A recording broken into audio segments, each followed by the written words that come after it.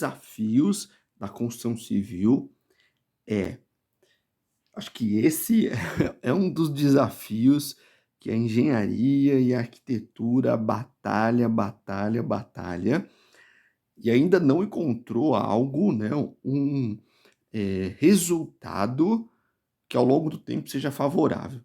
Do que se trata isso?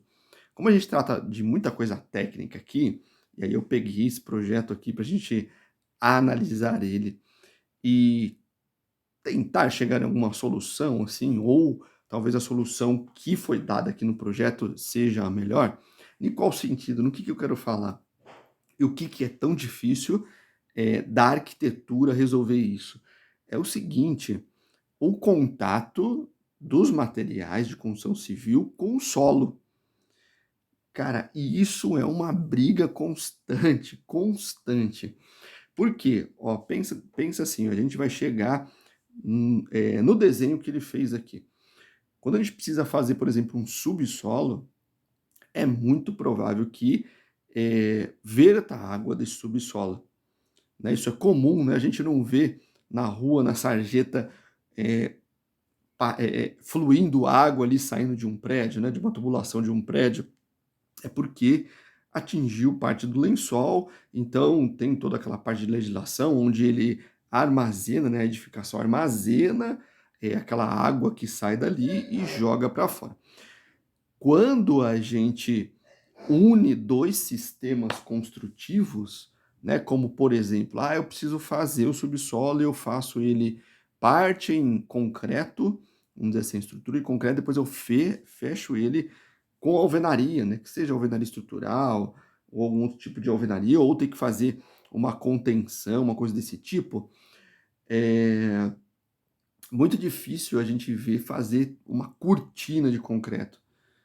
Em alguns casos sim, né, se faz essa cortina, mas mesmo assim ainda se faz, eh um dreno, e esse dreno, libera um pouco de água ali da estrutura, para que a estrutura não fique em contato e é direto com essa água e se armazena e depois se lança ela fora. Eh, é uma coisa de a gente ver, né, o que foi aplicado aqui. Olha que interessante, ó.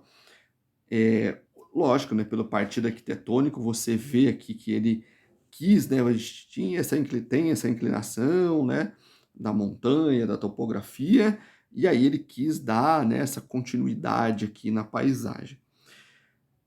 Aí, como a gente sempre fala aqui, né, da parte técnica, né, do conceito técnico, do partido técnico, né, o partido arquitetônico, de a gente adquirir o repertório técnico, separa e começa a pensar e fala: "Como que ele conseguiu impermeabilizar tudo isso daqui que vai receber essa água, fora que o final aqui está em contato também eh, com a terra, né, onde chove e tem muita umidade ali". Muito provavelmente, olha como tem contato com a terra, né, com a topografia, com a parte natural. Eh e aí a gente fica se perguntando por que que ele adotou um tipo de sistema construtivo, por que que como é, né, essa impermeabilização, como que todo esse tratamento, muito provavelmente, ó, lógico que todo esse trecho aqui é um trecho onde ele quis colocar, né, essa terra. E aí, imagine o tratamento de tudo isso, né, a impermeabilização que precisa ser feita para que a umidade não chegue nessa parte de baixo. Então é o que a gente já falou em alguns outros vídeos, que é a engenharia reversa, né? Pensar de como se faz aquilo, como que eu consigo produzir aquilo em desenho e em técnica. Por isso que o arquiteto busca materiais, busca técnicas para conseguir projetar. Não é à toa, né, que ele fez esse grande volume aqui.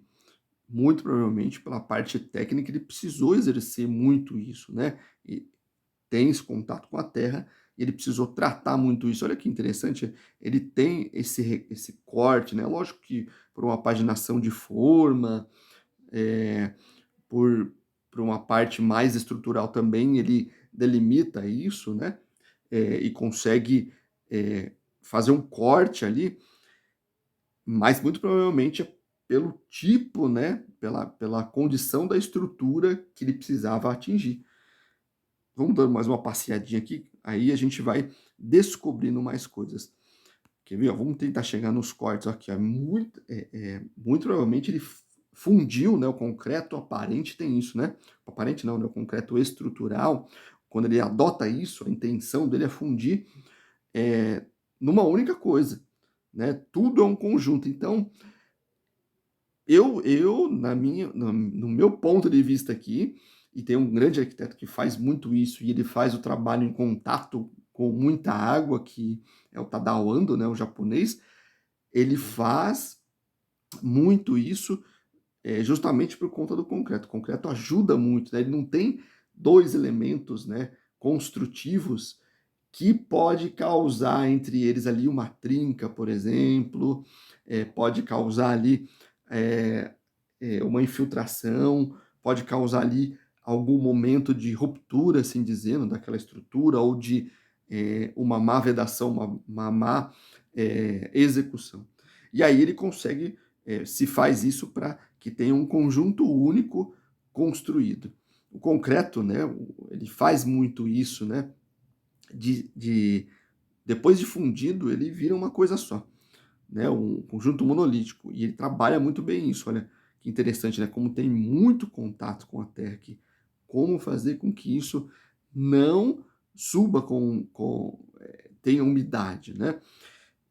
Muito interessante a gente parar para estudar e pegar mais a fundo. Vamos ver se a gente acha aqui. Olha como tem contato com a terra, né? Olha, tudo isso aqui é contato. Ó. O projeto tem aqui na frente, nem tanto, mas nesse trecho aqui tem, né? Tá vendo que você tá vendo a topografia aí? Aqui também tem. Fora a parte superior, né? Vamos ver como tá nos cortes. Olha como tem contato. Tudo isso aqui, ó, está em contato, ó, com a terra.